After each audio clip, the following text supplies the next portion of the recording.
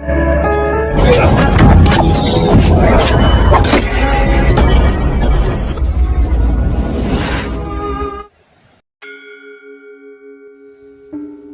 lagi sobat, melanjutkan kisah sepasang ular naga di satu sarang.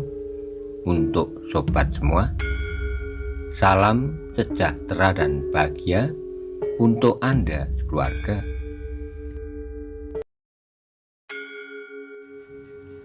Pada episode sebelumnya dikisahkan, Empu Badatu setelah mengunjungi Linggopati kembali, Empu Badatu segera melakukan gerakan-gerakan yang didahului oleh para anggota di padepokan-padepokan yang terpencil.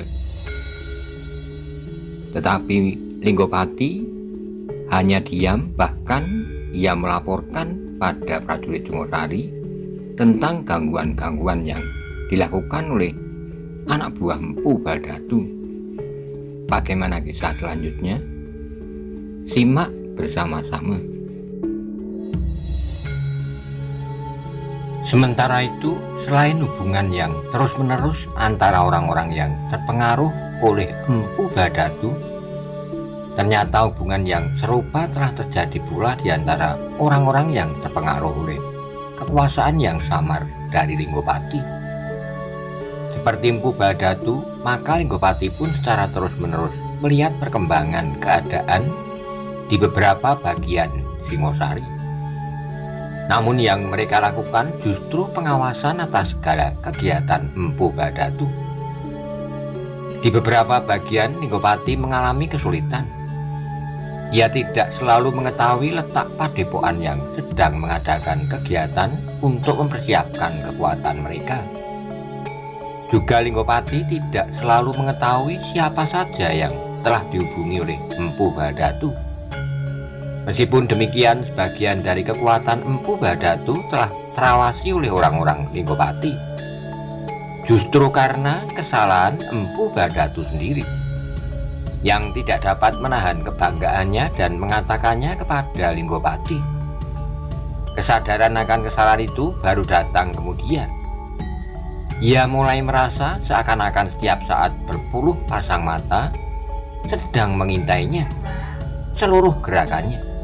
Gila, katanya kepada diri sendiri. Agaknya Linggopati tidak jujur yang aku sangka. Namun Empu Badatu pun harus menyalahkan kepada dirinya pula. Tentu ia tidak akan dapat mengharapkan orang-orang yang jujur di dalam tindak-tindakan yang tidak sejalan dengan ketentuan dharma seorang ksatria. Untuk mengurangi kemungkinan yang tidak dikehendaki, maka Empu Badatu telah memerintahkan kepada orang-orang yang berada di bawah pengaruhnya untuk menjauhkan diri dari pengawasan siapapun juga. Mereka harus benar-benar menilik setiap orang yang ikut serta di dalamnya. Untuk mencapai cita-cita yang luhur, maka setiap orang harus diuji kesetiaannya, pesan Empu Badatu kepada setiap pemimpin padepokan yang berpihak kepadanya. Tapi pada itu sejalan dengan usaha orang-orang Empu Badatu untuk menghilangkan jejak mereka, maka prajurit Singosari mulai mencium usaha peningkatan ilmu dari beberapa kelompok anak-anak muda untuk tujuan yang kurang sewajarnya. Beberapa orang prajurit Singosari telah menerima beberapa petunjuk dari orang-orang yang tidak dikenal bahwa di beberapa bagian dari wilayah Singosari sedang diancam oleh bahaya yang akan dapat meledak setiap saat. Mula-mula prajurit Singosari tidak terlalu mudah untuk mempercayainya. Namun setelah para petugas sandi mengadakan beberapa pengamatan yang lebih cermat dari sebelumnya, maka berita yang sampai pada prajurit atau bukan berita bohong semata-mata. Meskipun demikian, prajurit sandi Singosari harus bertindak dengan hati-hati. Laporan yang tidak diketahui asalnya itu pun telah menumbuhkan kecurigaan bagi mereka.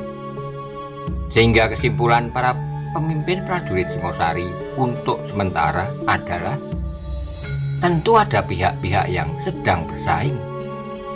Apapun tujuan mereka dengan peningkatan ilmu itu, Pihak yang merasa cemas melihat perkembangan ilmu pihak yang lain telah dengan sengaja menyampaikan laporan itu kepada prajurit Singosari agar para prajurit dapat mengambil tindakan terhadap mereka. Ternyata bahwa laporan itu akhirnya merambat dan menjadi pembicaraan yang penting bagi para pemimpin puncak para prajurit di Singosari. Maesowagni yang ikut pula membicarakan masalahnya segera menghubungkan hal itu dengan kegiatan Empu Badatu. Laporan dari Padepokan Empu Songgondaru memberikan imbangan atas laporan yang telah sampai ke pimpinan puncak prajurit Singosari itu. Masih harus diselidiki pihak yang manakah yang telah memberikan laporan itu. Aku berpendapat bahwa Empu Badatu dan Linggopati tidak lagi dapat berjalan seiring setelah kegagalan mereka di Padepokan Empu Songgondaru itu, berkata Maesowagni. Para pemimpin yang lain pun sependapat. Tentu salah satu pihak dari keduanya telah menyampaikan laporan itu dengan terselubung kepada prajurit Singosari. Kita tidak boleh memusatkan perhatian kita kepada salah satu pihak. Sementara ini kita seolah-olah menerima laporan itu dengan wantah, sehingga pihak yang lain yang memberikan laporan itu mengira bahwa kita telah terjebak ke dalam perangkapnya. Dan kita telah memusatkan perhatian kita kepada satu pihak saja. Sementara kita harus dengan bersungguh-sungguh menilai pihak yang lain, Maesowagni meneruskan.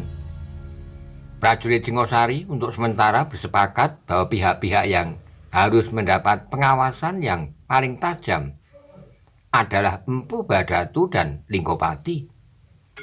Tetapi kegiatan yang meningkat itu terjadi di beberapa bagian dari wilayah ini dan tersebar di tempat yang nampaknya satu sama lain berjauhan dan tidak mempunyai hubungan, berkata seorang perwira yang menerima laporan langsung dari pihak yang tidak dikenal.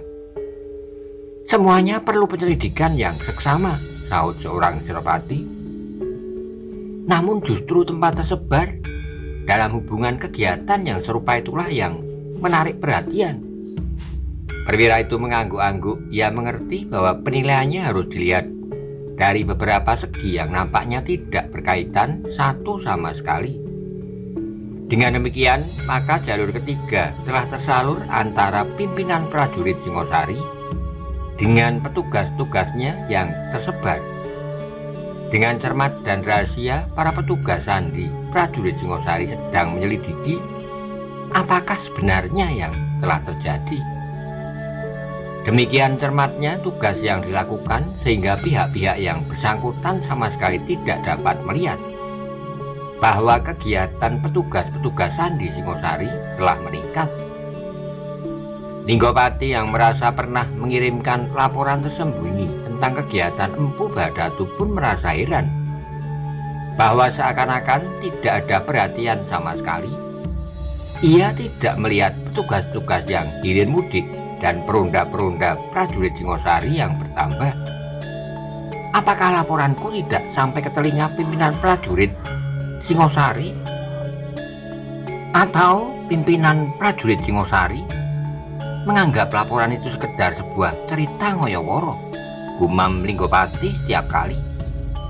Tapi laporan terakhir dari orang-orang Linggopati membuatnya agak berdebar hati. Di beberapa tempat ia melibat prajurit Singosari telah membuka pemusatan-pemusatan baru bagi prajurit-prajuritnya, meskipun kelihatannya jauh lebih kecil dari yang diharapkannya. Namun agaknya perhatian itu mulai tumbuh di dalam lingkungan mereka, berkata Linggopati pada seorang pengawalnya. Mudah-mudahan mata mereka segera terbuka bahwa telah tumbuh sebuah kekuatan yang akan dapat mengganggu ketentraman Singosari, berkata pengawalnya. Dengan hati-hati Linggopati mengamati perkembangan kesiagaan prajurit-prajurit Singosari. Meskipun kesiagaan itu masih dianggap jauh dari mencukupi, namun ia menganggap bahwa keterangannya yang dibisikkan lewat jalur tertutup pada prajurit Singosari telah menyentuh pendengaran mereka. Mungkin mereka masih belum percaya.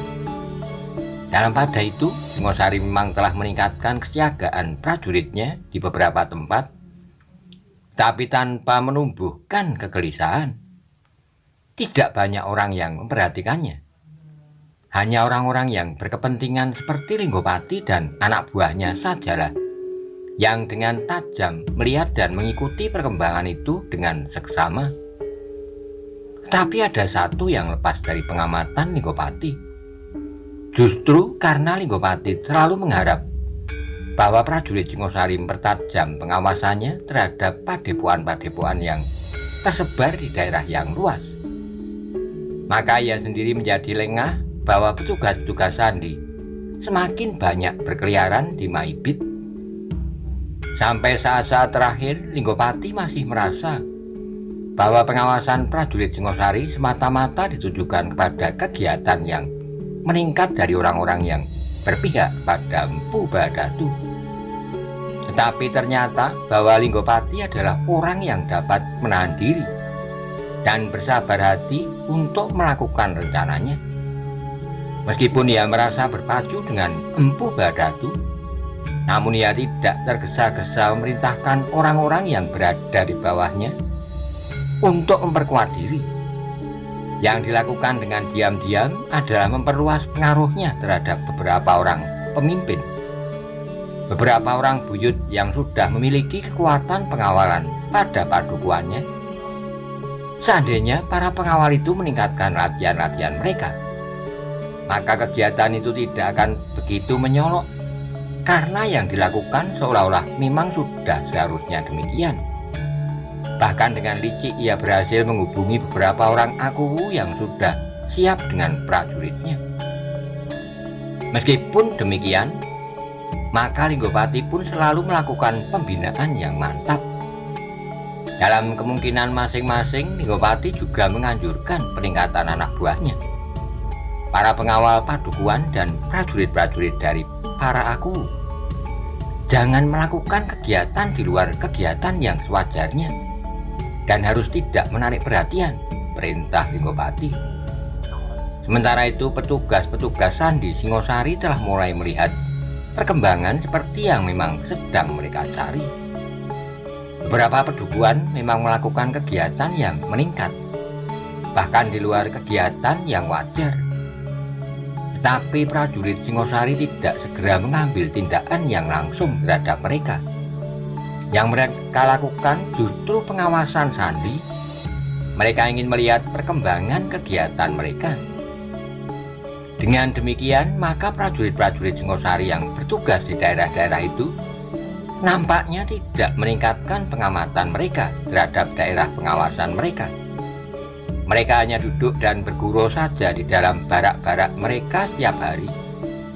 Hanya sekelompok kecil dari mereka yang bertugas di depan regol halaman dengan senjata di tangan. Mereka hanya menghabiskan beras saja, gumam beberapa orang anak buah dari sebuah padepokan yang berada di bawah pengaruh Mpu Badatu. Tidak ada yang mereka lakukan di sini. Pada suatu saat kita akan menyerang dan menumpas mereka, sahut yang lain.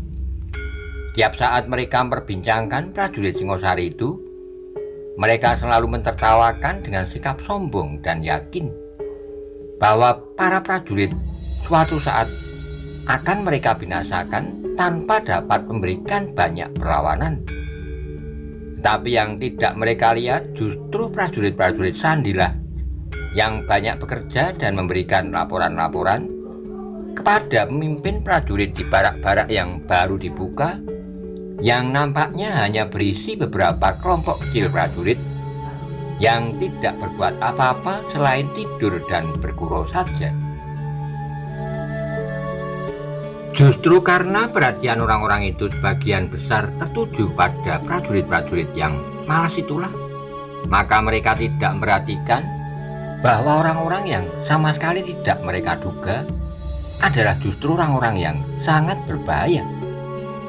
Sementara itu, salah seorang kepercayaan Mpu Badatu yang berada di padepokan Mpu Purung di ujung daerah Alas Pandan dengan sungguh-sungguh mengamati sebuah barak baru dari prajurit Singosari di seberang lembah yang berhadapan dengan padepokan itu. Mereka sengaja mengamati kita, kata Empu Purung. Mungkin sekali, jawab kepercayaan Empu Badatu yang sedang berada di padepokan itu. Kau harus melaporkannya kepada Empu Badatu. Jika kau kembali kepadanya, sebenarnya kita sudah siap untuk bertindak. Bara itu tidak terlalu kuat, tetapi tentunya tidak akan dibangun di sana jika prajurit Singosari tidak mencium jejak kita. Percayaan Empu Badatu mengangguk-angguk, katanya, kita tidak boleh bertindak sendiri-sendiri, lepas dari hubungan dalam keseluruhan. Tetapi agaknya waktunya memang sudah masak. Jika kita menunggu terlalu lama, maka pada suatu saat merekalah yang akan mendahului kita. Tetapi tidak tergesa-gesa. Empu Purung di ujung alas pandan itu terpaksa menahan diri. Namun ia mulai khawatir bahwa prajurit-prajurit Singosari akan mencium seluruh kegiatan sehingga mereka sempat memperkuat diri. Prajurit yang ada di barak itu tidak lebih dari 20 orang, berkata Empu Purung. Aku tidak tahu apakah barak-barak kecil itu ada gunanya. Apalagi dengan prajurit yang malas. Aku sudah merintahkan 2 orang untuk melihat-lihat dari dekat sambil berbelanja di pasar yang terletak tidak jauh dari barak itu. Ternyata hanya ada 3 atau 4 orang sajalah di antara mereka yang setiap hari bersiaga di depan regol. Sementara yang lain hampir setiap hari kerjanya hanya berkeliaran di pasar, makan dan minum tuak. Namun dengan demikian pasar itu kini menjadi bertambah ramai. Kepercayaan Empu Badatu itu mengangguk-angguk, katanya, memang kesempatan itu terbuka sekarang. Tapi jika kita datang dan menumpas mereka, maka Singosari akan mengarahkan kekuatannya kepada daerah ini semata-mata, karena mereka belum melihat bahaya di tempat lain. Tapi jika pada suatu saat kita semua bergerak bersama-sama, maka prajurit Singosari akan terpecah sehingga kekuatannya akan terbagi. Saat yang demikian itulah yang kita harapkan. Sementara pasukan induk kita akan memasuki kota raja dan menguasainya. Empu Purung mengangguk-angguk, katanya, aku sudah memahami. Tapi kapan waktu itu datang, aku harap kita tidak akan terlalu lama menunggu. Kita masih harus melakukan penilaian sekali lagi. Mungkin di padepokan Empu di sini semuanya sudah siap. Empu sudah melatih lebih dari 5 orang anak-anak muda yang siap digerakkan, ditambah dengan beberapa kelompok orang laki-laki yang meskipun tidak dapat disebut anak muda lagi, tapi mereka memiliki tenaga yang masih utuh. Karena itu, maka 20 atau 25 orang prajurit itu tidak akan dapat bertahan terlalu lama. Pengaruhku sampai ke padukuhan yang jauh. Mereka menganggap aku seorang yang memiliki kekuatan gaib dan dapat berbuat apa saja. Dan aku memang dapat membuktikan bahwa aku mempunyai kekuatan melampaui kekuatan manusia biasa. Bukan saja jasmania, tapi juga kekuatan yang tidak kasat mata. Aku percaya, dan kau akan dapat melihat sendiri. Jika aku kehendaki, maka kekuatan itu akan bertambah-tambah. Tapi untuk sementara aku tidak ingin menarik perhatian orang-orang yang barangkali menaruh dengki. Ternyata di padepokanku, meskipun agak jauh, telah berdiri sebuah barak prajurit Singosari yang dalam keadaan sewajarnya tidak akan berada di tempat itu. Mungkin pada suatu saat Empu benar-benar perlu mengerahkan orang-orang itu. Tidak akan sulit. Aku akan memukul isyarat dan mereka akan berkumpul. Tidak seorang pun mengendaki gempa yang dahsyat akan meruntuhkan tebing-tebing jurang dan menimbuni padukuhan mereka. Dan itu akan terjadi jika mereka tidak tunduk kepadaku dan melakukan perintahku, meskipun akan berarti bahaya bagi jiwa mereka. Kepercayaan Empu Badatu mengangguk-angguk. Meskipun ia lebih banyak mempergunakan pedang daripada kekuatan-kekuatan yang gaib, namun dasar dari ilmu hitamnya pun gaib pula. Bahkan hampir setiap orang di dalam padepokan Empu Badatu menganggap bahwa ada semacam kekuatan tersembunyi di dalam tubuh Empu Bharadatu. Aji yang sampai saat terakhir belum pernah ditunjukkan kepada murid-muridnya, tetapi yang dengan isyarat pernah dibayangkannya. Empu Bharadatu tentu mempunyai kekuatan melampaui Empu Purung, berkata kepercayaan Empu Bharadatu itu dalam hatinya. Namun dalam pada itu Empu Purung seolah-olah sudah tidak sabar lagi menunggu saat yang ditentukan. Tetapi harus menunggu lagi ketika kepercayaan Empu Bharadatu itu meninggalkan padepokannya untuk menentukan saat-saat yang ditunggu itu. Saat-saat menunggu itu bagi Empu Purung adalah benar-benar saat yang menegangkan. Untuk mengisi waktu, maka ia pun kemudian mempertebal dasar ilmu anak-anak muda yang telah dapat dipengaruhinya. Bahkan kemudian menjalar kepada setiap laki-laki yang tinggal di pedukuhan di sekitar padepokannya. Tidak seorang pun di antara mereka yang berani menentang Empu Purung. Setiap kata yang diucapkan baginya merupakan hukum yang tidak boleh dilanggar. Jika Empu Purung marah, maka ia akan dapat memanggil wabah yang paling dahsyat. Seluruh isi bumi akan terbunuh oleh penyakit selain orang-orang yang dikendakinya, berkata salah seorang dari padukuhan yang berada di bawah pengaruhnya. Karena itulah maka apapun yang harus mereka lakukan, tanpa dapat mengemukakan alasan apapun, pasti mereka lakukan, meskipun hal itu dapat mengancam nyawanya. Ketika Empu Purung memanggil setiap laki-laki di sekitar padepokannya untuk berlatih mempergunakan senjata, maka berduyun-duyun mereka datang ke padepokan. 1-2 pembantu Empu Purung yang terpercaya ikut serta memberikan latihan-latihan pada kelompok-kelompok kecil di antara laki-laki itu. Tetapi anak-anak muda yang berlatih berada di tangan Empu Purung sendiri. Mereka yang akan menjadi inti kekuatannya apabila saat yang ditunggunya telah tiba. Sementara itu menurut pengamatan Empu Purung, prajurit-prajurit Singosari yang bertugas di daerah Alas Pandan sama sekali tidak berbuat apa-apa.